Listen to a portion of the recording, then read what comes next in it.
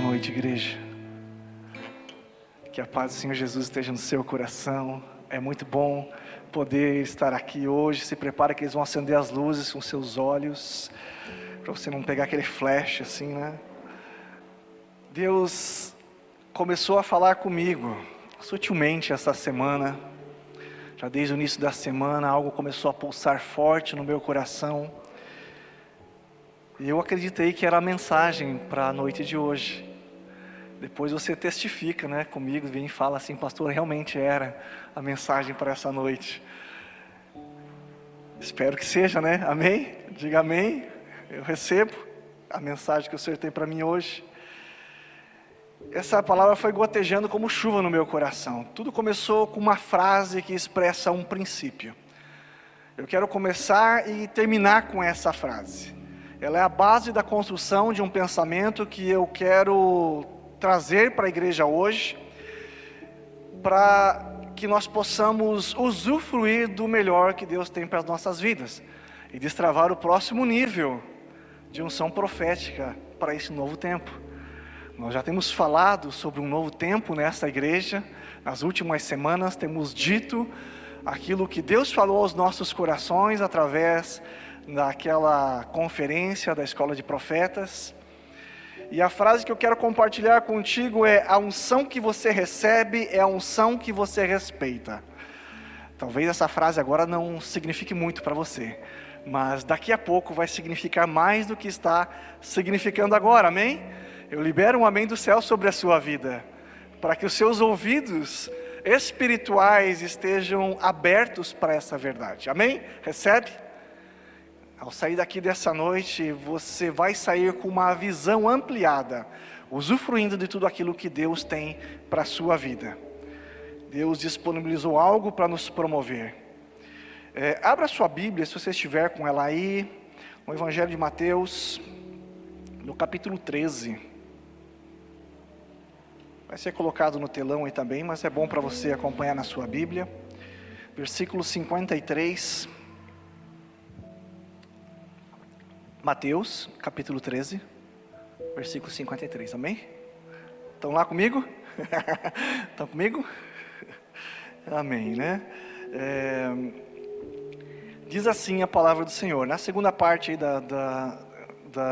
do versículo 53.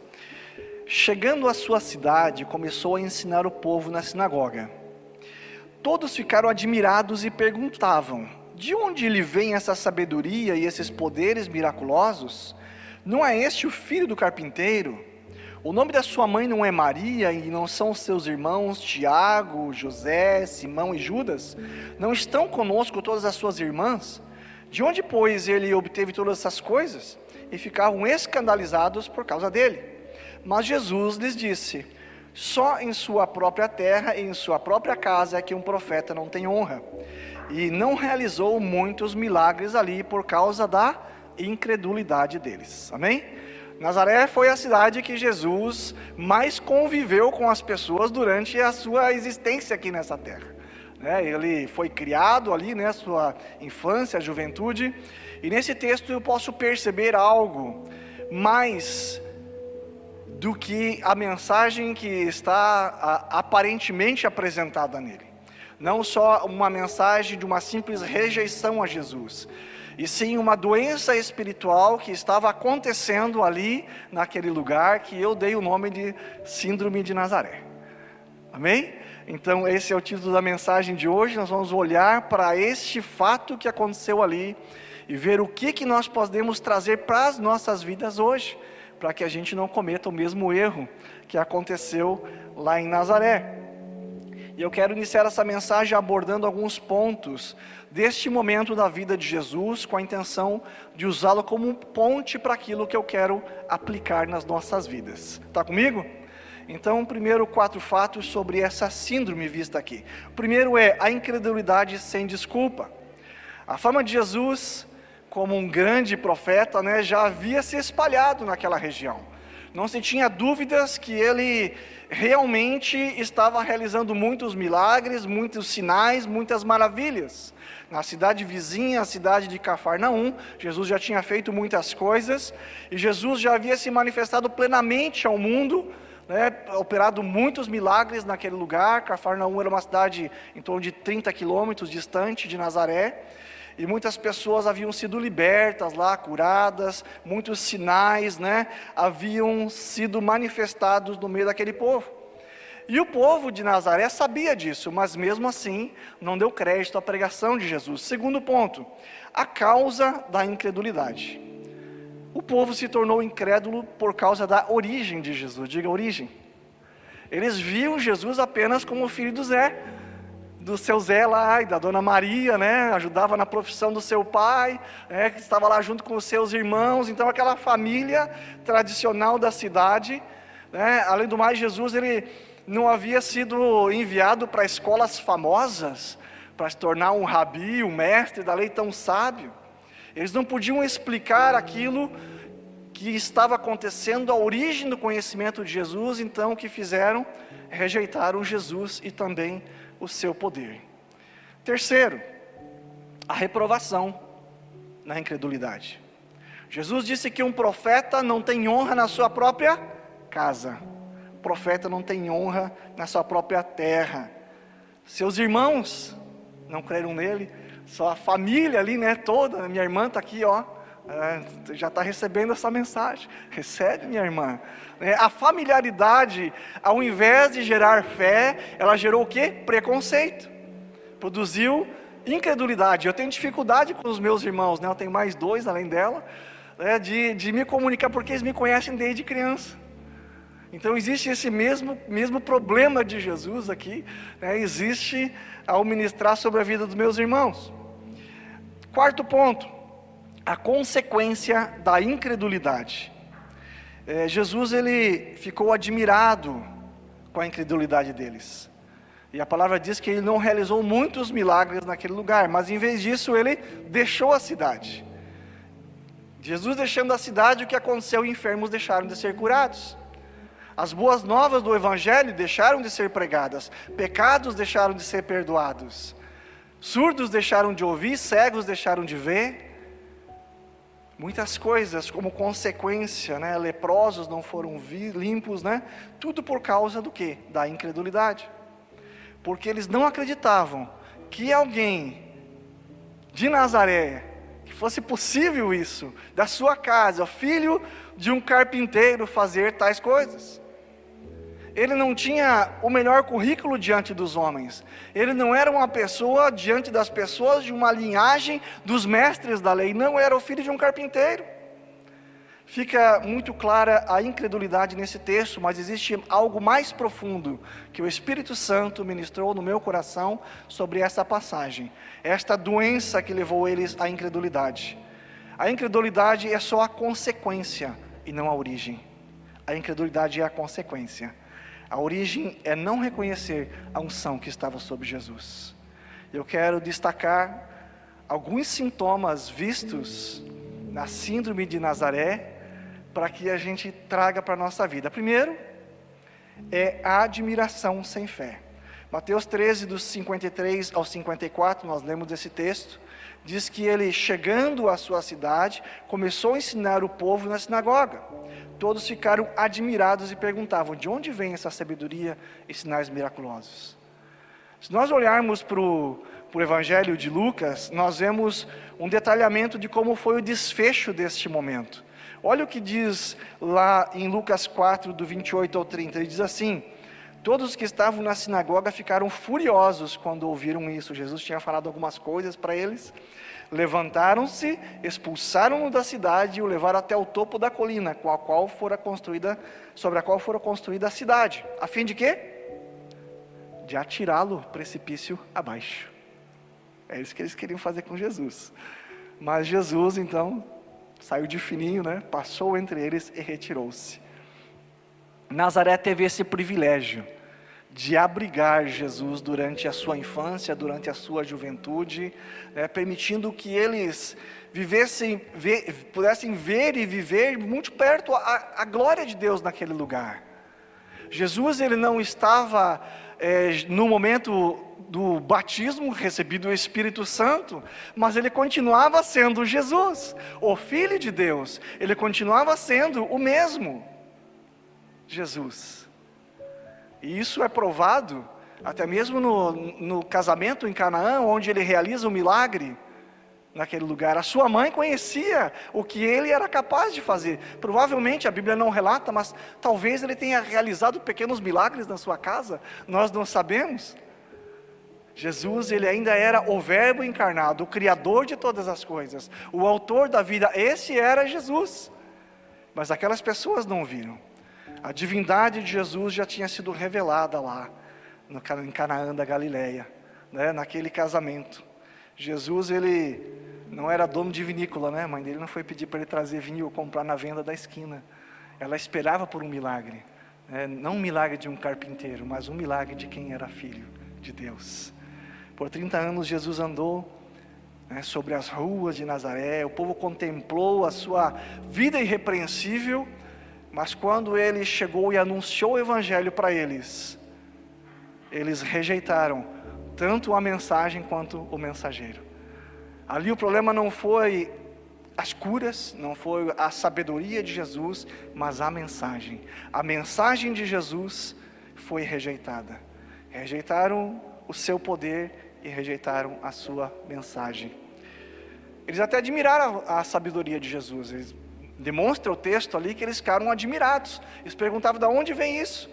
Mas também, talvez, passou pelo coração deles, quem é esse? Para chegar falando com a gente desse jeito. O que o filho do carpinteiro pensa que é? O que ele vem aqui para dizer para a gente que a gente está de alguma maneira desagradando a Deus? Quem ele é? Quem ele pensa que é para falar com a gente desse jeito? Que autoridade ele pensa que tem? Segundo sintoma, a familiaridade. Versículos 55 a 57, eles dizem: não é esse o filho do carpinteiro? O nome da sua mãe não é Maria? Conhece toda a família ali, De onde que ele obteve todo esse conhecimento? E ficaram escandalizados. Eles continuaram aquele discurso, mostrando as credenciais de Jesus, quem era Jesus para eles. Jesus para ele era o filho do carpinteiro. A familiaridade de Jesus produziu um preconceito e não fé. Eles olharam para Jesus e viram em Jesus alguém que não era confiável para estar falando aquelas palavras. Nada é mais perigoso para a alma do que se acostumar com o sagrado. Às vezes nós nos acostumamos com a paisagem. E os pensamentos que vinham: filho da Dona Maria, eu ajudei a trocar as fraldas dele, eu ajudava a cuidar dele, ele comprava prego lá na minha loja. Quais coisas que vieram na mente daquelas pessoas? Tinha ficha na minha mercearia, ele é meu vizinho, Jesus aí do meu vizinho. A origem e a profissão de Jesus foram obstáculos para aquelas pessoas que o conheceram tão de perto. Eles pensaram que conheciam Jesus, mas na verdade estavam cegos pela familiaridade que tinham com Jesus. Terceiro sintoma, o conhecimento separado da fé. O povo de Nazaré, ele reconhecia que Jesus fazia coisas grandiosas, extraordinárias. Tinha uma sabedoria sobre-humana. Mas eles levantaram várias perguntas. E nós vimos essas perguntas ali. Não é Maria? A sua mãe? O texto diz que eles ficaram escandalizados. Eu olhei para algumas versões da palavra para buscar... sabe que a língua grega é uma língua muito rica no significado de palavras. Às vezes uma palavra na nossa língua portuguesa não expressa tudo aquilo que eles estavam querendo dizer. E você vai perceber, você pega a Bíblia numa versão e você vai pegar a Bíblia numa outra versão e você vai ver em alguns pontos, algumas palavras diferentes sendo usadas. E eu fiz propositalmente procurar algumas versões da Bíblia. Eu peguei a NVT, que é uma versão muito nova, e diz assim, naquele trecho ali que dizia que eles ficaram escandalizados, diz assim: e se sentiram muito ofendidos. Olha que forte isso. Na versão O Livro diz: e incomodavam-se com a presença dele A presença dele incomodava naquele lugar. Na tradução britânica diz assim: ele lhes servia de pedra de tropeço. Uau! Esse era o pensamento daquelas pessoas que estavam escandalizadas. Esse era o pensamento delas. É isso que estava sendo transmitido com aquela palavra no original. Eles tinham a cabeça deles cheia de pergunta, mas o coração vazio de fé. Vazio de fé para acreditar que poderia ser algo de Deus para aquele lugar. O contraste entre o carpinteiro humilde e o profeta sobrenatural foi muito grande para eles suportarem, para eles compreenderem. Eles não entenderam, eles escolheram a descrença. E essa escolha da descrença deixou Jesus de uma maneira, ele ficou admirado. Nós vamos ver no livro de Marcos, lá, se você procurar esse texto, diz que Jesus ficou admirado com a falta de fé deles. E o quarto sintoma: as portas foram fechadas para o profeta. E Jesus então, ele diz, versículo 57, a segunda parte: só em sua própria terra e em sua própria casa que um profeta não tem honra. E não realizou muitos milagres ali, por causa da incredulidade deles. A incredulidade acerca do ministro de Deus rouba do povo as bênçãos que Deus gostaria de ministrar ali. Na ausência de fé, Jesus, ele não fez tudo o que ele gostaria de fazer naquele lugar. Por quê? Porque quando as pessoas não iam a Jesus para levar as suas necessidades, para fazer os seus pedidos, eles não eram supridos. Mas quando as pessoas iam a Jesus, elas tinham um encontro com Jesus e tinham a sua vida transformada. Nós vimos a consequência da incredulidade sobre a fonte do milagre. Foi que Nazaré não teve seus doentes curados, seus cegos vendo, a pregação do evangelho naquele lugar, as boas novas entrar nos seus corações. E o que a gente vê com isso? Vamos trazer essa palavra agora para a nossa vida. Vamos aplicar ela no nosso coração. Há 2 semanas nós declaramos esse novo tempo sobre a igreja. Eu e a pastora fomos profundamente ministrados durante esses dias, um futuro glorioso que Deus tem sobre esta igreja, mas depende de nós não fazermos aquilo que foi feito lá em Nazaré. Amém?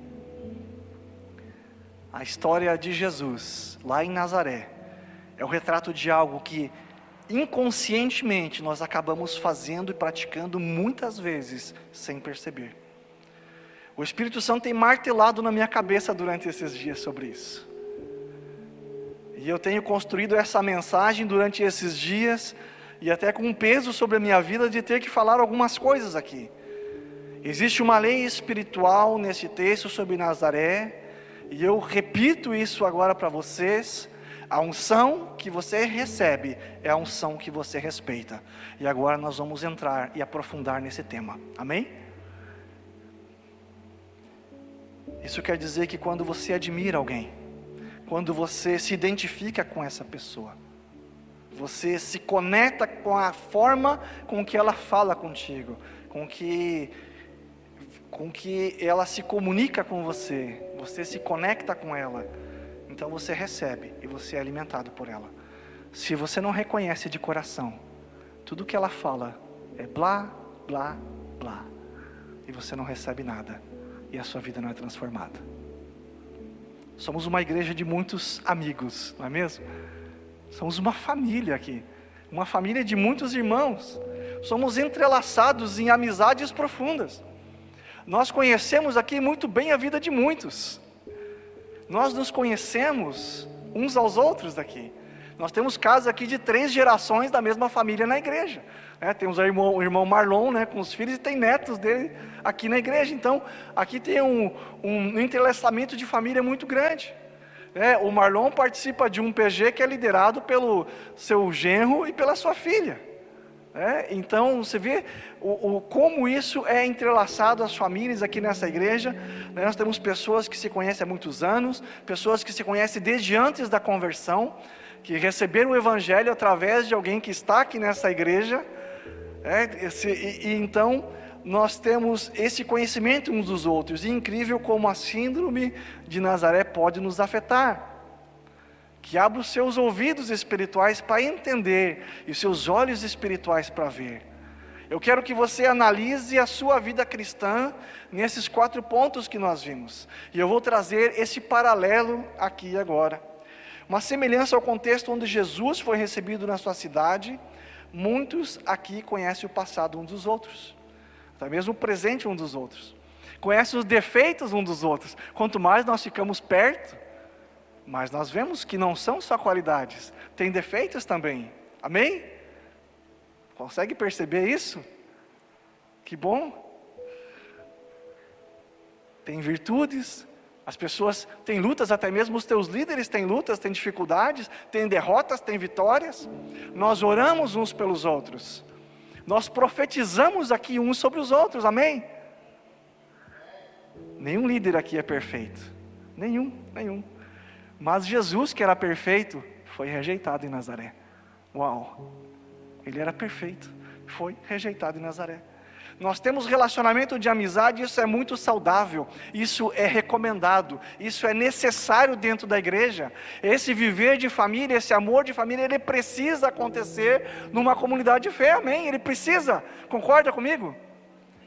Do mesmo jeitinho que acontecia em Nazaré, todo mundo se conhecia. E a gente se conhece daquele mesmo jeito, né? Sabe, né, da história um do outro e tal. E talvez você tenha ouvido palavras do seu discipulador, do seu líder de PG, do seu pastor, da sua pastora. E como essas palavras têm sido recebidas no seu coração de verdade.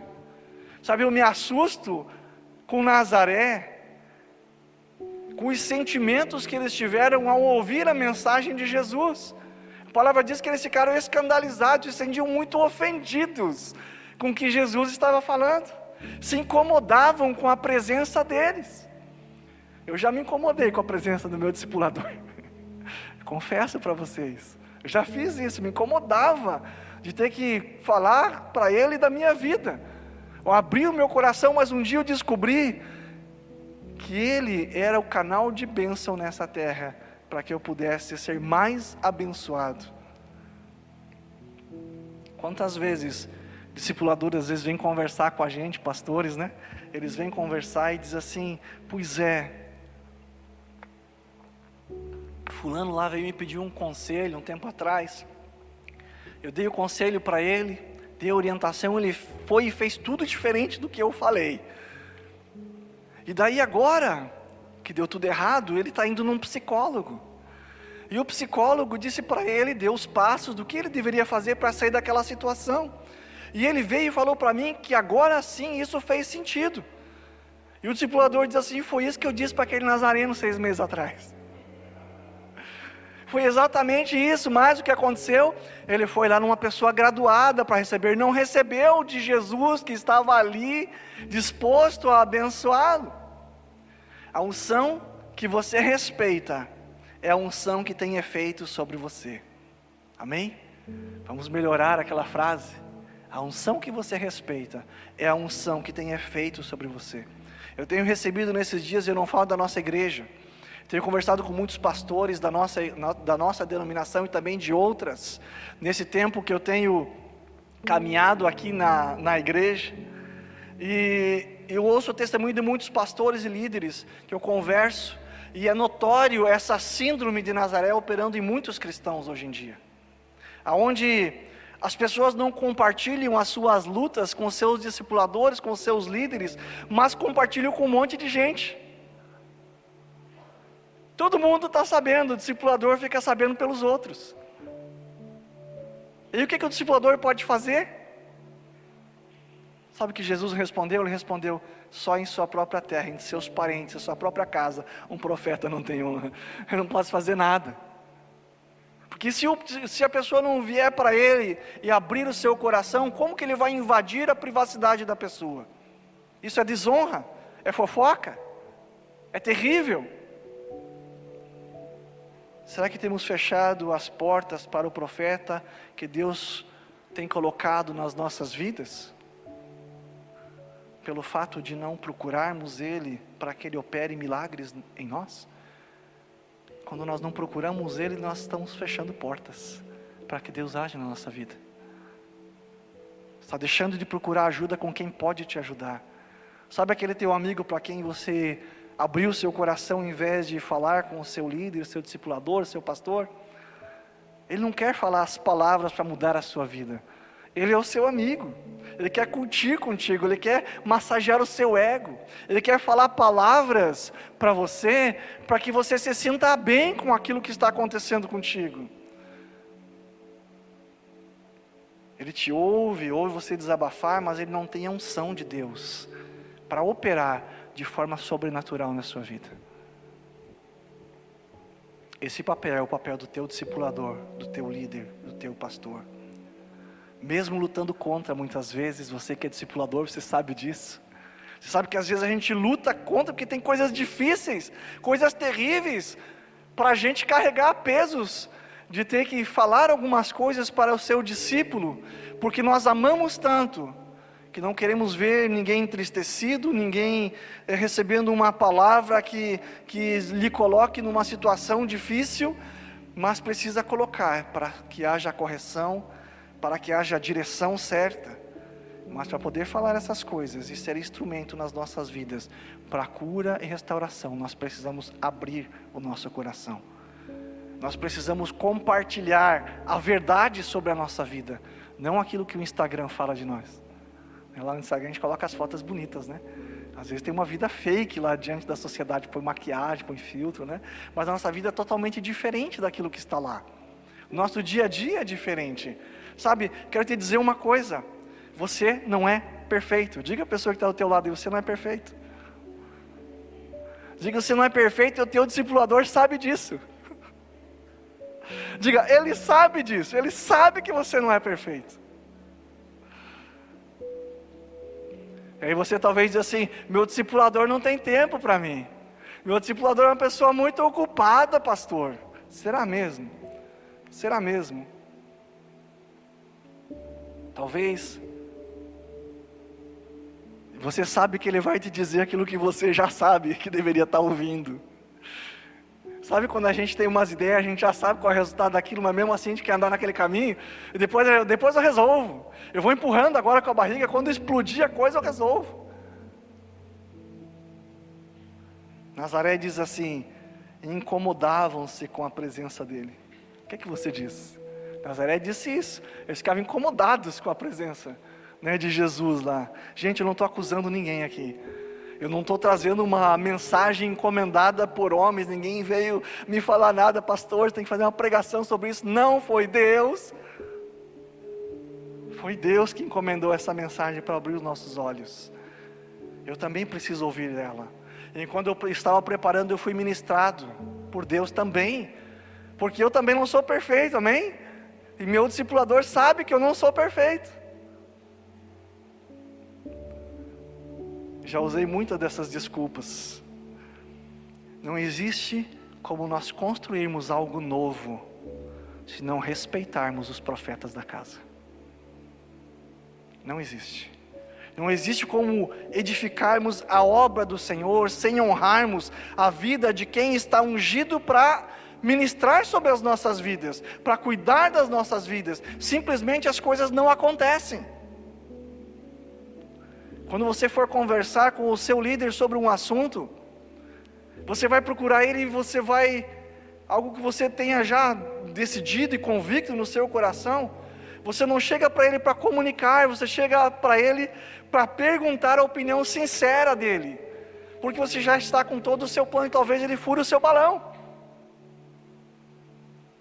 Você vai continuar tomando a sua decisão, porque a decisão é sua. Mas na multidão de conselheiros há sabedoria, diz a palavra.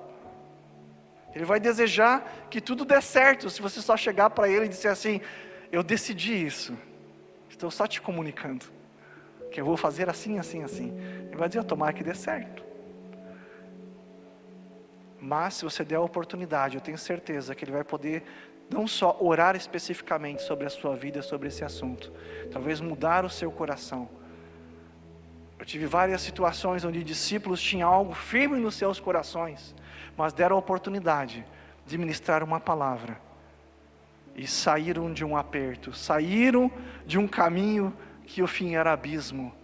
Por quê? Porque ouviram a unção do profeta sobre as suas vidas, mas outros que não ouviram, e o fim foi trágico. Eu vejo que nesse pós-Covid, as pessoas têm cada vez mais, isso não era muito comum antes, existia, mas não era tanto, cada vez mais assistido, ouvido mensagens, pregações e pregadores famosos na internet, no YouTube, né? Entram lá, procuram, até mesmo o próprio YouTube vai sugerindo, não é mesmo? Mensagens, talvez que os nazarenos gostariam de ouvir, aquelas que dizem pensamento positivo, eu consigo, eu sou vitorioso, eu posso, aonde Deus diz, nós precisamos dessa vida em comunidade. Nós tendemos a mergulhar em mensagens que muitas vezes trazem mais confusão do que bênção. Gente, o YouTube sabe o que ele quer? Ganhar dinheiro. Ele quer monetizar. Quanto mais vídeo ele exibir para você, do que você gosta, eles sabem fazer muito bem isso. Ele quer te encher de entretenimento, para ganhar monetizações. Enche de você de conhecimento humano, pessoas que têm uma desenvoltura muito bonita para falar, usam a entonação certa, falam bonitinho, não ficam lendo igual o pastor lê aqui, mas não tem autoridade sobre a sua vida. Uau! Você ouve, e nada te transforma, porque não tem a unção de Deus, a unção que Deus preparou sobre a sua vida. Eu não estou dizendo que você não pode assistir pregações, longe de mim, isso, pode assistir, mas o que eu digo é que você precisa analisar a sua vida, e ver se a síndrome de Nazaré não está operando aí. Às vezes você não vem no culto, não ouve a mensagem aqui da igreja, está gravado lá no nosso aplicativo, no nosso YouTube, mas ao invés de você ouvir a mensagem da igreja, você vai ouvir a mensagem do fulano de tal. Uau! O que está atrás disso? O que está de verdade por trás disso? Qual o valor dominante sobre as suas escolhas? Se você estava no pequeno grupo, né, você ouviu sobre o valor dominante nessa semana? O que domina as suas decisões? Nazaré conhecia tanto Jesus que não deu credibilidade para as palavras dele. Aquilo que Jesus estava dizendo não era o que elas queriam ouvir. E qual foi o resultado disso? Limitação. Você vê limitação na sua vida? Talvez você precise procurar mais o seu discipulador. Jesus, ele estava indo naquela cidade para arrasar.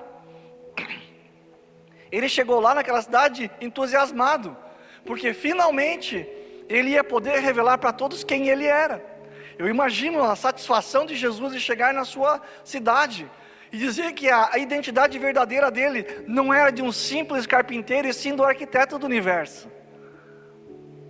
Mostrar quem ele era para aquelas pessoas, curar, restaurar aquela cidade onde ele viveu tantos dias da sua vida aqui na terra. Mas a síndrome de Nazaré impediu aquelas pessoas de serem abençoadas, porque você só recebe a autoridade que você respeita. Precisamos aprender com isso. Precisamos nos arrepender. Diga arrepender. Precisamos nos arrepender da síndrome de Nazaré e passar a perceber, reconhecer quem Jesus está usando para ministrar nas nossas vidas, para fazer milagres nas nossas vidas. Ele usa o profeta da casa. Ele usa aquele que está aqui na casa. No meio cristão, as autoridades, isso deveria ser assim, talvez você veja algumas coisas diferentes por aí, mas as autoridades no meio cristão, elas são para nos servir. Eu, como pastor, estou aqui para servir vocês, não para ser servido. Quem está em uma posição de autoridade na igreja está para nos abençoar, compartilhando a sua vida, compartilhando a sua experiência, compartilhando a sua intercessão, compartilhando a sua unção. Eles são cobertura, eles são proteção dada por Deus para nós. Olha como Jesus disse que devem ser os líderes, Mateus 20, 25. Jesus os chamou e disse: Vocês sabem que os governantes das nações as dominam, e as pessoas importantes exercem poder sobre elas. E ele diz: não será assim entre vocês. Pelo contrário, quem quiser tornar-se importante entre vocês deverá ser o quê? Servo. E quem quiser ser o primeiro deverá ser o quê? Escravo. Uau! Seu líder não é uma estrela. Seu pastor não é uma estrela. Deus nos colocou para te servir. Você não sente compaixão dele? Não sente compaixão do seu líder? Sabe, ele faz isso de graça, porque ele não recebe salário para isso. Ele faz isso por amor. Eu podia te dizer tanta coisa, mas Deus chamou alguém para ministrar sobre a sua vida. Deus chamou alguém para ministrar sobre a minha vida. Sabe, esses líderes poderiam fazer o que quisesse da sua vida. Podia vir aqui, sentar na cadeirinha no culto e ir embora e não servir ninguém. Poderiam. Estariam salvos, mas estariam deixando de fazer aquilo que Deus nos chamou para fazer. Se você ainda não é um discipulador, eu profetizo sobre a sua vida, libero essa palavra, você vai ser. E em breve, diga: eu recebo. Só 2, 3. Ai, ai. Outra verdade que você precisa saber: você não recebe o líder, o discipulador que você quer. Você recebe o líder, o discipulador que você precisa. Alguém que vai mexer contigo. Alguém totalmente diferente de você. Com o tempo você vai perceber que o teu líder não é aquela perfeição de pessoa. Que ele tem lutas também. Que ele tem dificuldades. Muitas vezes até maior do que as tuas. Ele não é exemplo em algumas atitudes. Que ótimo! Porque perfeito é só Jesus, não é mesmo? E mesmo assim ele foi rejeitado. Não é teu líder que vai operar sobre a sua vida, e sim Deus através dele. Você crê nisso? Deus é perfeito. Ele vai usar a cadeia de autoridade que foi instituída por ele, porque ele é o profeta da casa e tem unção dada por Deus sobre a sua vida. Eu sei que você já entendeu a palavra, né? Eu não vou ficar em redundância aqui. Mas o que vai definir o seu destino é a sua resposta para isso. O que você vai responder diante dessa palavra.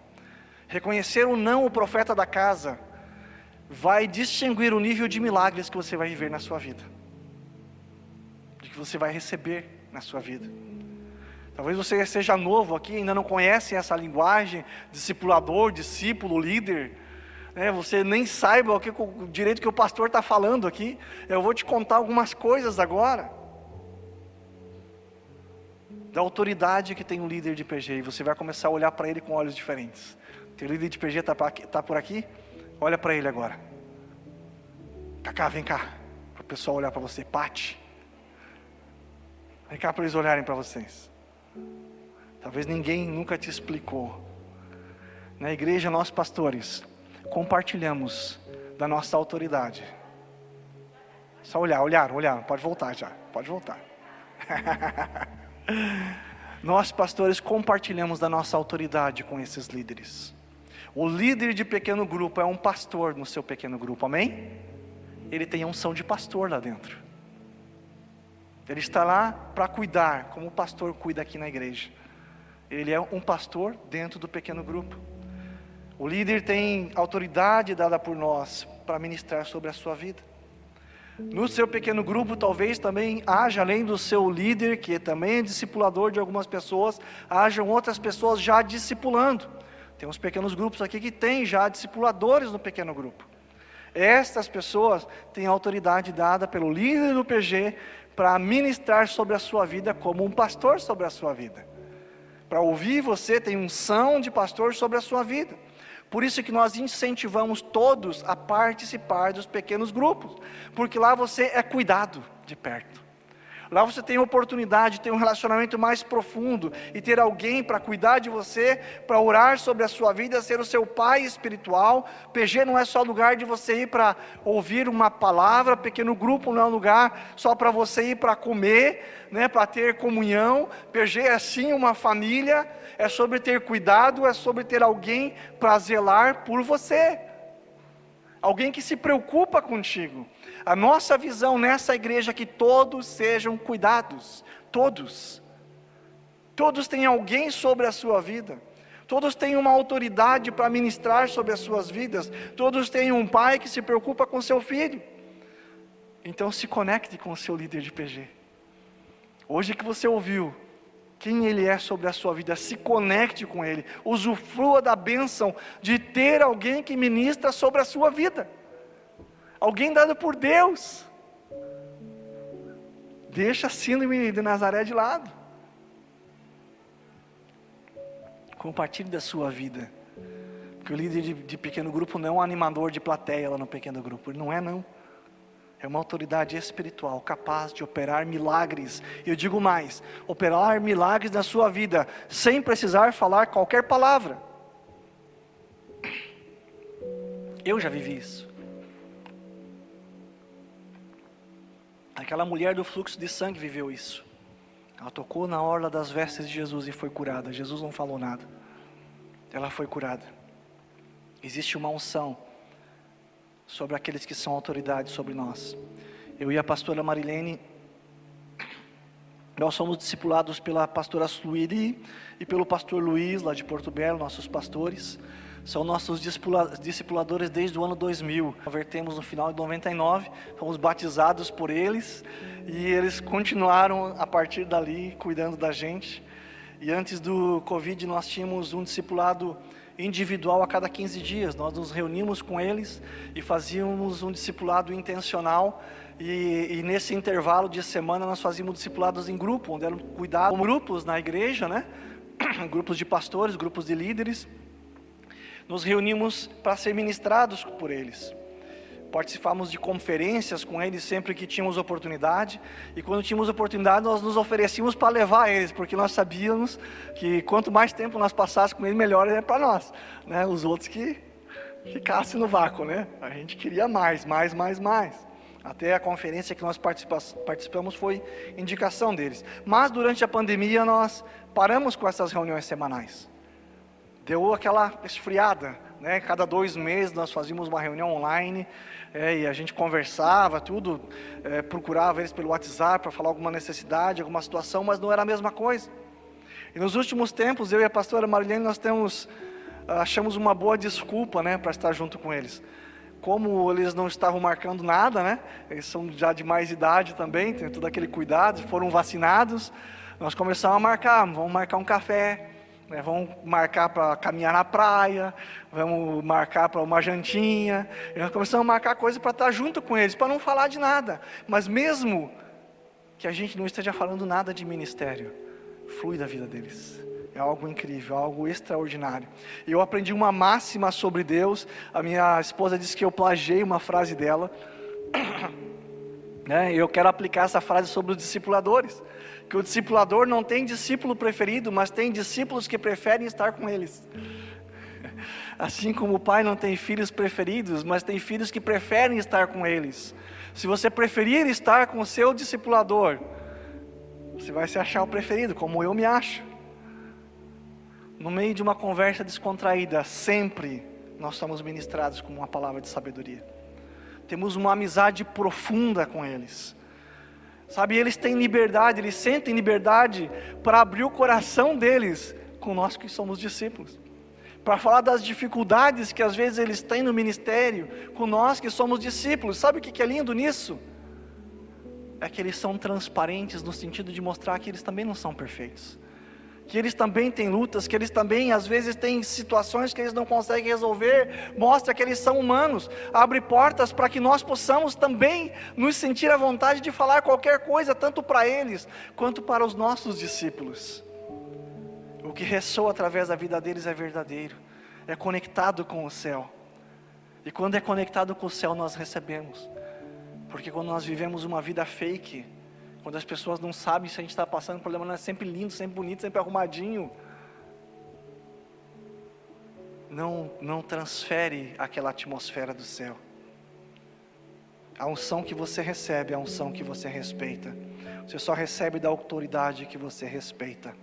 1 Pedro 5,5 diz: Sejam todos uns para com os outros, porque Deus se opõe aos orgulhosos, mas concede graça aos humildes. Deus resiste ao orgulhoso. Deus resiste àquele que quer andar sozinho. Deus resiste àquele que é autoridade sobre a sua própria vida. Nunca ande por esse caminho. Aonde a síndrome de Nazaré opera também o orgulho. Nossos discipuladores não são especialistas em oratória. Eles não sabem falar bonito assim. Eles não têm aquelas frases de efeito para falar. Não têm a melhor tecnologia, os melhores recursos. Sabem que eu gosto de tecnologia. Eles não têm isso. Mas eles são verdadeiros. São verdadeiros. Como você tem olhado para a sua liderança? Como você tem olhado para o seu discipulador, para o seu líder de PG, para o seu pastor? Com que olhos você tem visto? Com olhos talvez de crítica? O que tem operado sobre a sua vida? Pode apagar as luzes, por favor? Eu sei que o Espírito Santo já tem falado contigo. Já tem falado ao seu coração algumas coisas. E esse é o momento que você é chamado a responder essa palavra. Lá em Nazaré, Jesus não pôde operar muitos milagres. Como tem sido na sua vida? Você não tem visto muitos milagres? Como tem sido na sua história? Como tem sido a sua relação com o seu discipulador, com o seu líder? Como tem sido a sua transparência? Talvez hoje você nem conhecia tudo o que foi falado a respeito do seu líder. Tenho certeza que você vai sair daqui com uma visão diferente, com algo sobre a sua vida, com uma história mudada, uma história transformada, disposto a ajudá-lo a construir aquilo que Deus quer fazer nesse lugar, porque são grandes coisas. Deus vai usar ele, Deus vai usar você. Mas para isso nós precisamos dar aí a vacina contra essa síndrome. A vacina é o reconhecimento e o arrependimento. Talvez você vai sair daqui, vai buscar o seu discipulador e vai dizer: olha, aquela palavra do culto de domingo me quebrou. Eu não tenho reconhecido exatamente quem você é sobre a minha vida. Não tinha, mas agora eu vejo. Agora os meus olhos se abriram. Eu quero andar contigo por um novo tempo. Eu não sei o que está aí no seu coração, mas eu libero uma palavra do céu sobre a sua vida. O seu relacionamento com o profeta da casa está sendo restaurado nessa noite.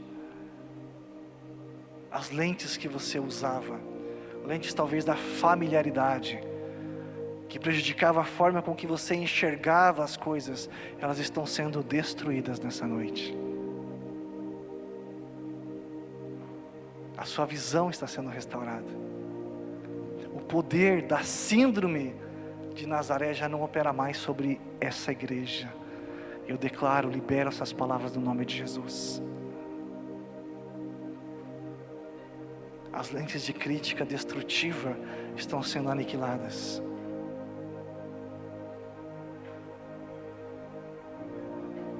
O espírito de orfandade sobre esta igreja, sobre a sua vida, está sendo destruído. Em nome de Jesus. Você não é órfão aqui. Nós somos uma família. Você tem um pai espiritual, você tem uma mãe espiritual aqui dentro. Alguém que se importa com você. Eu libero um colírio dos céus sobre a sua vida, sobre os seus olhos. Você não vai olhar mais as coisas da mesma maneira. Você vai olhar para o profeta da casa e você vai reconhecer a unção sobre a sua vida. As lentes da religiosidade, as lentes da ofensa estão sendo trocadas por lentes de gratidão. Seus olhos não vão mais ser os mesmos. A sua vida não vai ser a mesma. Que eu libero essas palavras do céu sobre a sua vida. O Espírito Santo de Deus está neste lugar. Existe uma conexão de velocidade ilimitada com os céus. Não existe mais limitação sobre a sua vida. A limitação que Nazaré experimentou, ela não está aqui. Você vai provar do sobrenatural de Deus. Eu declaro isso. Eu libero essa palavra do céu sobre esta igreja. Eu libero essa palavra do céu sobre a sua vida. Eu declaro um novo tempo, uma nova história. Porque as vidas estão se achegando neste lugar.